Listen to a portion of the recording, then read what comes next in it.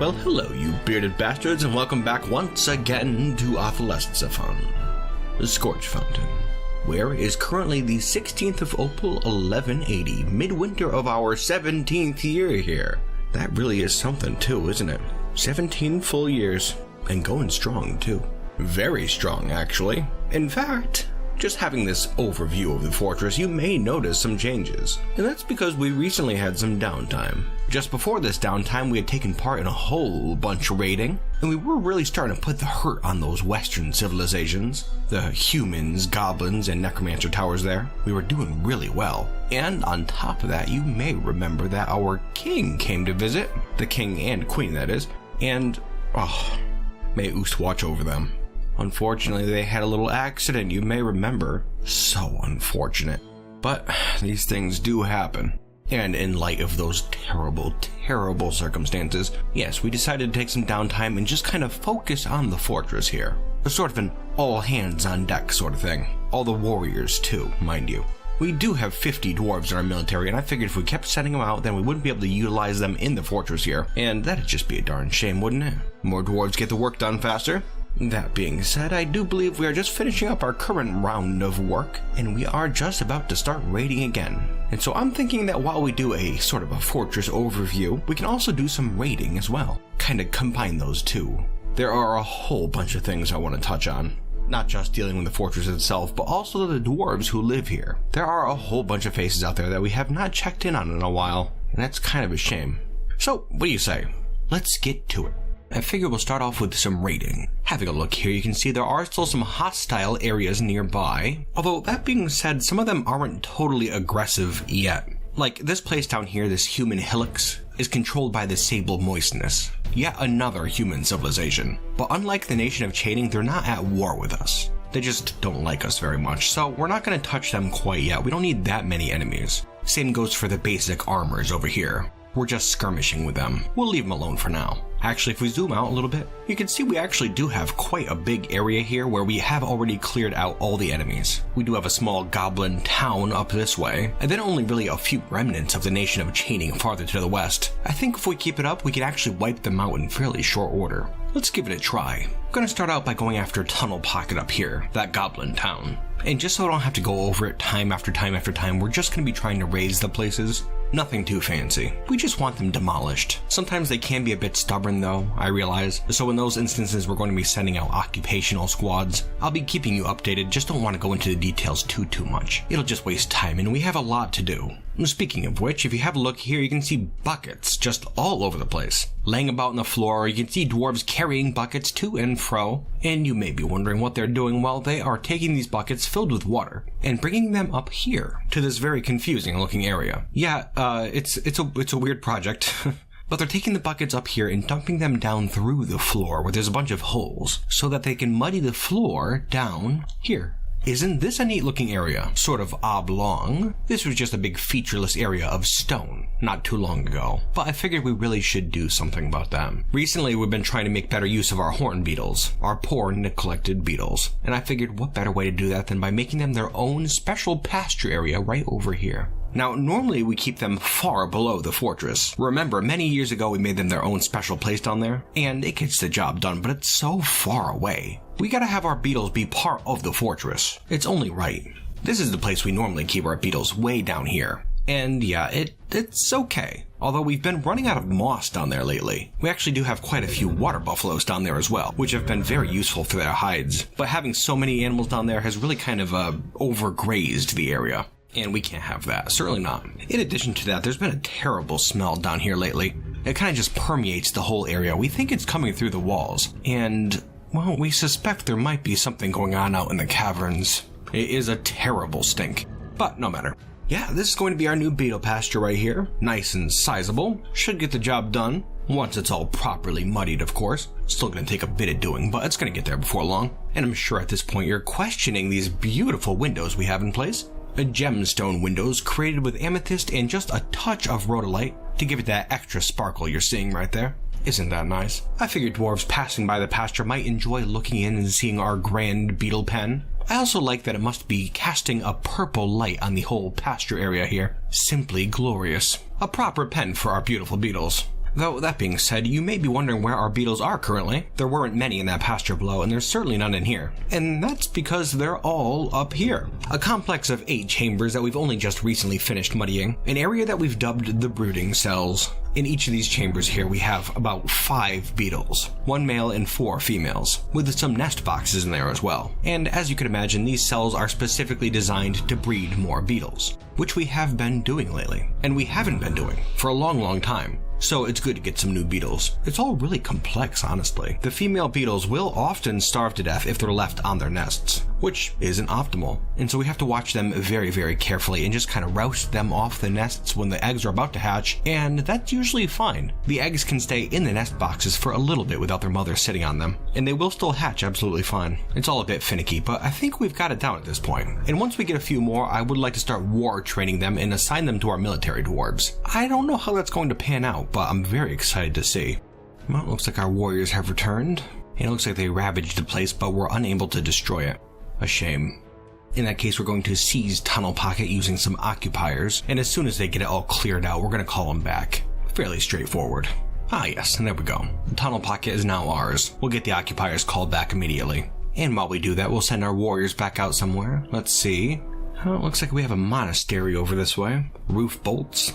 We'll hit that one next. And while they're away, we can take a look at some other improvements here in the fortress. Like you may have noticed over here, we've replaced all of the floors in this wing of the fortress with daysight, making it this nice uniform gray color. That took a lot of doing, believe it or not. But man, would you look at that nice gray uniform color. Really tickles the dwarven sensibilities. We still have some work to do on the walls down this way here. Got some schist and microcline in the way, but we'll get that done in time. Same goes for up here. Yeah, we've been very busy here in the fortress. As I've said, this is the mountain home after all. We have to make it nice and presentable, of course. We've also been trying to add in gemstone windows wherever possible, like in our beetle pasture. Right here you can see a large panel of gemstone window looking into our wood stockpile. What kind of gemstone, you ask? Wood opal, of course. Isn't that nice? And then up here in our forge area, you can see up to the north all those bedrooms, finally all furnished, very well appointed too. We made sure to assign each of them to a blacksmith or weaponsmith or armorer, one of the people who work here in the forge. They should have some special accommodations, I think. It's only proper. They do work very hard. Up here to the north, actually, you can see Wink's bedroom, probably the most well-appointed. Has some engravings on the wall. It's very big. You'll also notice, too, that all these bedrooms here have nice rhodolite gemstone windows. Oh, having a look here, it looks like our warriors have returned once again. And doesn't look like they raised it once again. That's annoying. Oh, well. But, having a look at the map here, it looks like, well, we didn't destroy it, but it's no longer controlled by anybody. And I'll also note that our warriors didn't kill anybody there. It just appeared to be empty. Weird. I'm not too sure what that's about. As for our next target, how about this fort over here? Hope twinkled. Let's take it out. And while our warriors are out and away, we can continue our little tour. Actually gonna head down to this lower pasture area once again, where you can see our latest brood of baby beetles. Look at that, so many of them too. It's definitely a pain to get those eggs to hatch successfully, but when they do, you get your beetles worth, that's for sure. It'll take about a year for them to reach their full size, and then we could start war training them, I think. Gotta say though, that stink down here. Not good. And it's been getting worse through the years. It actually started quite some time ago, but these days it's just intolerable. That being the case, I think we should get out of there for now. And we'll have a little look up here to our old forge area, the scene of that terrible accident that took our king and queen's life. Damn our bones. Anyways, I thought it'd be nice to memorialize them here, and the way we're going to do that is by coming right up top here and mining away some of this stone. You can see this chamber here. This is the one where we had accidentally let some magma flow down into that room, just through these little tubes here. Yeah, a terrible, grievous accident. Anyways, yes, we're going to carve away this stone and then try to dump water down on top of that magma just to get it nice and hard, Not sure how that's going to work, but we'll give it a try. See what happens. Couldn't hurt. Well, I mean, actually it could. Quite a bit, I guess. Just ask our poor king and queen. Oost rest their souls. We'll just give them a second. Gotta get it all cleared out first. Now, the next step is going to be trying to get rid of this floor, which can get a bit dicey because it's going to be exposing the magma underneath. Gotta be very careful with this process. And once it's all fully exposed, we should just be able to put water down on this magma and it will harden right up. Let's give it a try though. See what happens. Alright, here we go. And, I see some steam there. Did it work, though? You know, it doesn't look like it worked, actually. Damn. I thought for sure it would. Well, that's vexing. Gonna have to come up with another idea, I think. Yep, and it looks like our warriors are back once again. Let's see how they did. Yeah, you know, I'm not too sure what's going on. It looks like there's nobody at these places. Do you think it's that they know the dwarves are coming and they run away beforehand? That could be the case, right? It would be the smart idea if that is what they're doing. Anyways, no matter, that place is gone, and so now we must turn our attention elsewhere. You can see here we seem to have hit a pocket of the sable moistness, the human civilization we're just skirmishing with. They control a lot of territories in this band right here, and so we're going to continue westward. And, ooh, here's a fun-looking place. The human castle of metal clutched. Let's give it a try. That should be a good one. Oh boy. Having a look here in the fortress, we have Arush, one of the bow dwarves, throwing a tantrum. This has been happening a lot lately. Heading up here to the temple, and... oh, oh my. They just threw off all of their equipment. Everything. Now running around completely nude. Yeah, that's a problem right there. Well, luckily no one was hurt. Just destroyed a workshop over here. That's not the best. Okay, I'll tell you what. I'm gonna do like we've been doing, and gonna kick you straight out of the fortress, unfortunately. Not really something I want to do, but it's something we have to do. When our warriors start to tantrum, that's very, very dangerous, even if it is just a bow dwarf. Having all that armor on and being equipped with just a bow, they can whack a dwarf pretty bad with that thing, and it's not something we can risk, really. We can always replace a warrior, but we can't always replace the dwarf that they'll injure. Suppose if this dwarf here killed one of our religious leaders, or a weaponsmith like Winks, or one of her family members, or even our Baron. That could happen. If you throw a dwarf like this in prison, it only does so much, and usually just makes him even worse. So we've just been throwing out dwarves like this too risky. And it's still going to take a little bit for our warriors to get back, I think. So how about we take a peek in on some of our familiar faces that we haven't seen in a little bit. And we could start off with Ep.11, the Silent. You remember him, I'm sure. Quite a memorable fellow. Though, that being said, he really has not done a lot in the fortress. Since he became a damned one, he really has checked out, I guess? Really kinda zombie-like, as if that should be surprising. There's not much to say. He's very, neutral about everything. That being said, he's quite an agreeable fellow. There might not be much going on in there, but boy is he a hard worker. Gotta hand it to him. A real asset to the fortress. And you know, we treat him like all the other dwarves, of course. He has his nice, spacious quarters. But other than that, that's really about it.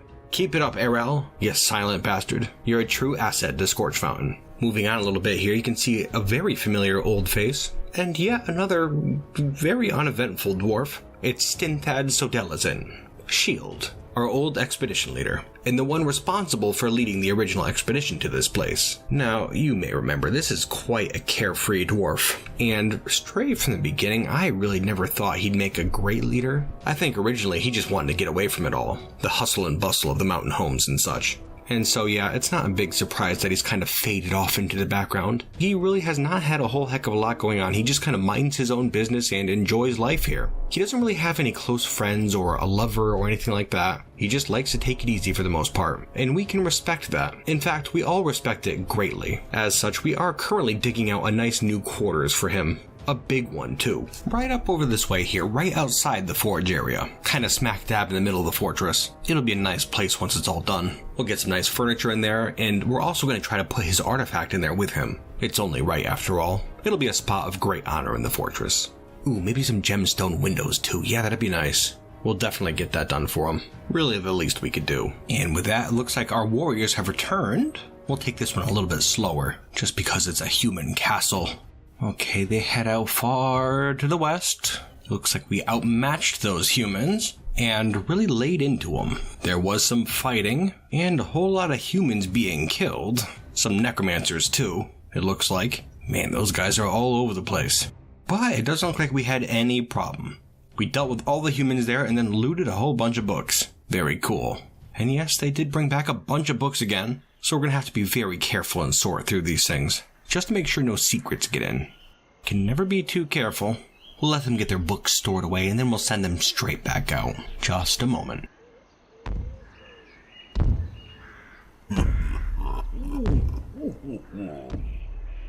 Looks like we have yet another visitor here in our fortress. The Etin Fakaki Sebelabetha Aranavipa has come. A giant humanoid monster with 2 heads. This is something we've dealt with in the past, and honestly not something I'm too terribly concerned about. And as long as there's no stragglers and we're quick in closing the gates, then yeah, there shouldn't be a problem. Especially not with our archer roosts in place this time. Yeah, this big bastard's going down, no problem. I will note too that this one unfortunately did not bring us any gifts in the form of artifacts. A damn shame, really. Oh boy. Yeah, it looks like we did have a straggler out there. Well, too late to do anything about it, really. I thought for sure we'd be able to get this gate up in time, but I guess not. Although it looks like they are turning around and coming to the fortress. Oh, and cool, we just got a migrowave. They're gonna be in trouble. Unless they can run a lot faster. No, I guess not. Oh, and here it comes. Straight in towards the fortress. Oh, it's being shot at and it turned around and is now running. You coward. Oh, you big bastard. It stumbled straight into this cage trap here. Wonderful. Problem solved. Burrow is off and we are back to work. And so let's have a look here. Where to next? Well, I suppose we should continue focusing on the Nation of Chaining. They only have a couple more bastions out this way. Yeah, I think we've nearly eradicated them. So let's continue forward. Well, not too sure how this is gonna go, but they have 3 settlements still left out over here. I think I'm going to split our forces. I think our warriors can handle the challenge. Let's give it a try. Good luck, warriors. I wish you the very best. I'm sure they're gonna be fine, though. Not too concerned. Man, you smell that? It's that stink from down in that lower level. Is it really coming up here? Ugh. We're gonna have to do something about that before long. Still not too sure what's causing it, but it's definitely something out in the caverns. We'll have to get the warriors to take a look. And soon, too. Still having a look around the fortress. You can see Stinthad's new quarters. All set now, outfitted with some nice gemstone windows. Citrine and black zircon. A bold choice, to be sure. Stunning, really. He's already made himself quite at home. And then back up here to the surface, to the edge of the forge, we've prepared a nice little sacrifice to the volcano, in the form of a 2-headed bastard. A far less elegant solution than our last one. This time we're going to try to just, kinda upend the cage and dump it into the volcano. Pretty straightforward. And this is a much better sacrifice too. It's sure to appease the gods. Oh, here we go. I don't know what happened right there. Something happened. Ah yes, here we go. Yeah, it seems to have worked absolutely fine. The Etin is now sinking down through the magma very, very slowly. Glory be to Scorchfountain. May Acker's flail grace us. Boy, that is gross. I'm not too sure how he's lived this long. It looks like all his fat is now burned away, and most of his body is burnt to an absolute crisp. Kinda gruesome, really. But that's what you get. Oh, and just like that, the thing disintegrated. Wonderful. Enjoy, Scorchfountain.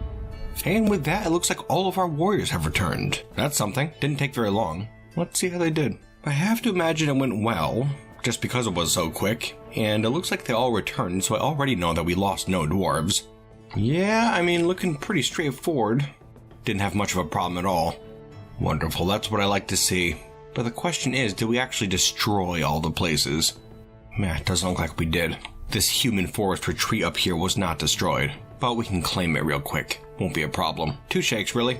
And while they're out and away, we can attack a couple other places too. That whole splitting the forces thing seemed to do pretty well. And there's still a few goblin settlements out this way too, owned by the hate of dominating. I think we'll take them out real quick. Good luck, dwarves. I'm sure they got it handled, no problem. We still have to have them deal with that stink, though. It's really starting to affect the fortress, I think. Ugh. We'll wait till they come back. And before they do, how about we take a look in on a couple other dwarves? We could start off with Doc Ironwood over here.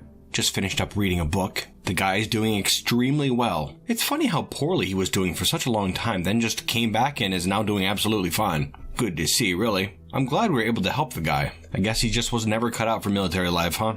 Had to be what was happening. Much like Stinthad and Aral for that matter, he hasn't really done that much in the fortress overall. He's a hard worker, not gonna begrudge him that. But as for actual life events, there really hasn't been that much, which is fine. I can respect it. Moving on, over here we have a dwarf that I know you haven't met before, but he's actually one of the starting 7 dwarves, and he's an extremely hard worker. Allow me to introduce you to Dishmab, our cook.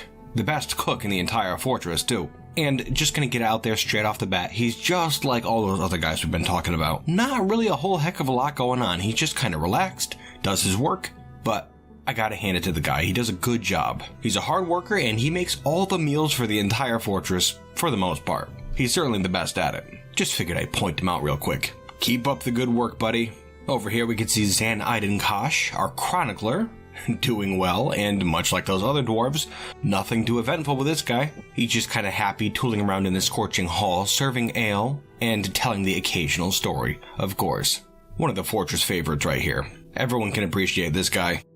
Over here in this temple, you can see Datan, or the Giant, the dwarf that took on that giant, remember? One-on-one, it was a titanic duel. We haven't really seen that much of her, but actually in that downtime, where we were making that new beetle pasture and all that, she started causing troubles in the fortress, throwing tantrums and stuff. Now, she's an extremely skilled warrior, and she was equipped with that artifact steel axe, so we couldn't really risk having her kill a dwarf. She could have done that very easily too. And unlike those other warriors, we didn't just kick her out of the fortress either. Honestly, we had intended to, but we had to make sure she didn't take that axe with her. It was kind of a thing. But you know what? It looks like she's doing absolutely fine now, so maybe some of those tantruming dwarves just don't want to be in the military. I guess that would make sense, much like Doc Ironwood. Gonna have to keep that in mind in the future. Maybe it's as simple as just taking the military dwarves out of the military when they start throwing tantrums. Yeah, that's an important note right there. Yeah, she's doing well. And moving on from her, we could start in with the very interesting dwarves in my opinion. Over here we have Beetlebane. You remember her well, I'm sure. Her husband was killed by that horn beetle at the very start of our fortress's life, but she was actually able to go down into the caverns and slay her husband's killer. Truly a legendary tale. And it was a short time after that she made the fortress's very first artifact and gave birth to the fortress's very first child. Beetle Baby. Yes, quite a dwarf. These days she's leader of the Blue Bows and doing very well at that. Damn proud of her. She's never been a problem whatsoever. She's always doing her duty, training hard. Quite a dwarf. But how about her daughter, that Beetle Baby there? We haven't seen much of her. Here she is, now 16 years old and able to work in the fortress. Isn't that something? She tends to be able to find the humor in everything, and is almost impervious to the effects of stress. Definitely a good head on her shoulders, that's for sure. And another interesting tidbit is that, well, she has herself a little boyfriend. Isn't that adorable? Here he is right over here, Phycod, 16 years old, just like Beetle Baby. And I'll be frank, he seems like an okay dwarf, but the guy just does not take care of himself. Doesn't seem to care what he looks like, and on top of that, he's a nervous wreck. Hoping Beetle Baby can help him out with that a little bit though. Though, that being said, he does have a good sense of humor, just like she does. And overall, I think they're a pretty good match. There aren't that many people this age in the fortress, so I'm glad they at least found each other. Just hoping it all works out in the end. Now, the part I think is very interesting about this guy is that his mother is our fortress's favorite blacksmith, Winks. That's right. Yeah, that really is something. She's been doing well, Winks. No problem whatsoever. She's a very hard-working dwarf, and you know, I'm pretty glad to see she's been moving forward in these recent years. I say that because she now has a husband, Vutak, one of our flail dwarves who's currently out on a mission. Yep, old Winks managed to get remarried. Couldn't be more happy for her either. One heck of a dwarf. And with that, once again, it looks like our warriors have returned, successful from their raids. Gonna have a brief look, but I'm pretty sure they did fine. Yeah, 1 place down, 2 places down, and 3. We didn't kill anybody at any of these places even. I'm pretty sure for the most part we're just chasing them away. That works, not complaining. And now having a look at the map, you can tell how few enemies there are left out there. The world feels safer already. Yeah, it does look like we've cleared away the entire nation of chaining, which really is something. I'm not too sure where their scattered remnants have gone, but I'm not too worried about it. There's still a few necromancer towers out there. We can deal with them easy enough. But an additional bigger note, we weren't even focusing on it, but it looks like the hate of dominating our rival goblin civilization has been nearly entirely wiped off the face of the map. In fact, it looks like they've only got 1 place left, over here in the east, and oh my goodness. Well, most of the places we've been taking out have had like, I don't know, not many people in them, maybe like 10 or so. That castle was populated with 40, but the last holdout of the hate of dominating is this cave over far to the east, 6 days travel away. And, well, I guess I assume this is their center of operations, seeing as how it has around 10,000 people here. Well, that's insane. Not too sure how ballsy we should be, but it would be nice to wipe these guys out too. We know they don't have a demon leader. Tell you what, gonna put some thought into it. We're gonna table that whole idea for now, because we have a particularly pungent stink to deal with. We've been dealing with it for far too long at this point. Dwarves, it's time to assemble. Gonna bring them down to this level here. The very place we killed our first forgotten beast. That giant white alligator thing. Just gotta crack open these walls. Man, that stink is bad down here. But hoping to get it dealt with in short order. Hold your noses, dwarves. I've got a feeling when this wall comes down, that stink is gonna be something else. Alright, yeah, the wall is down and the warriors are headed out into the caverns. Whoa, boy, yeah, that stink is terrible. Really something else. You can see some corpses out here. Huh. I do see some civilians rushing out into the caverns. Maybe don't do that, dwarves. Not a good idea. Let the warriors handle it. Oh boy, yeah, there are a bunch of corpses. Nasty, all kinds of things. Crundles, cave toads. It's a real mess.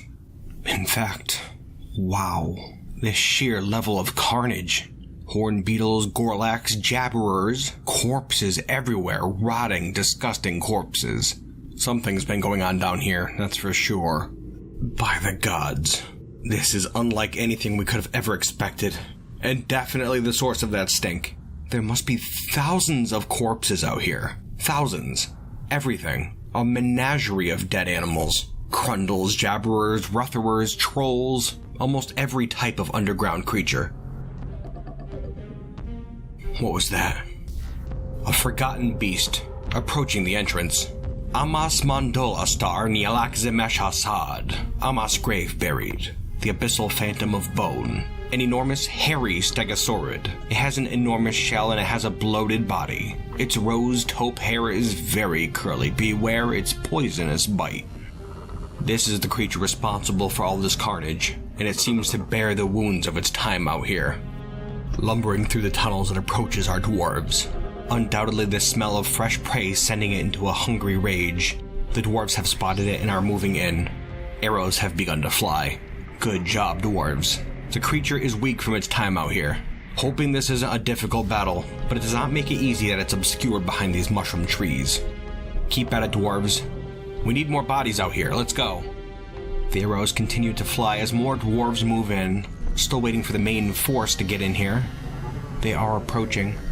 Some of the dwarves appear to be in trouble. Caked with gore and terribly wounded, this creature is putting up one heck of a fight. A bigger fight than we could have expected. Pile on, dwarves!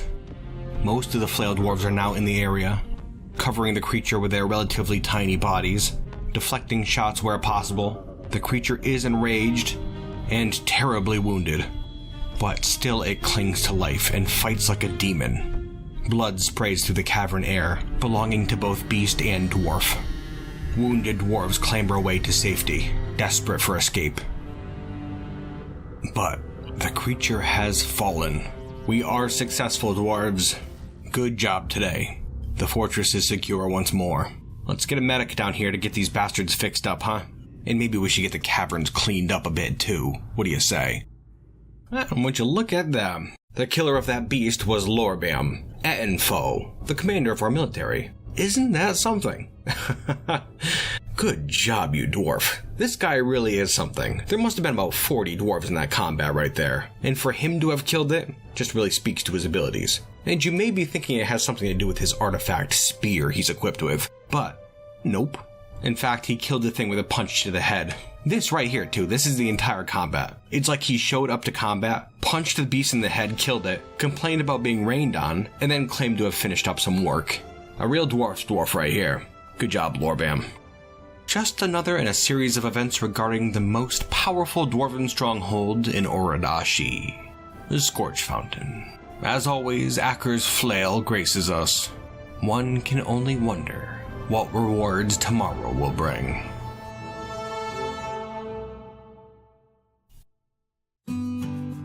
Well, hello you bearded bastards, and welcome once again to the end of the episode where we're going to be talking about some behind-the-scenes things. First up, just because we just dealt with it, that forgotten beast. Man, I've been keeping an eye on that guy for quite some time now. The smelly bastard, I don't know how it managed to kill so many things down there. It's kind of crazy. And I'm not kidding either when I say I'm pretty sure that creature has killed thousands of things out there. So many corpses, and I really don't know how it managed it. As far as Forgotten Beasts go, it only had a poisonous bite, which really isn't too bad.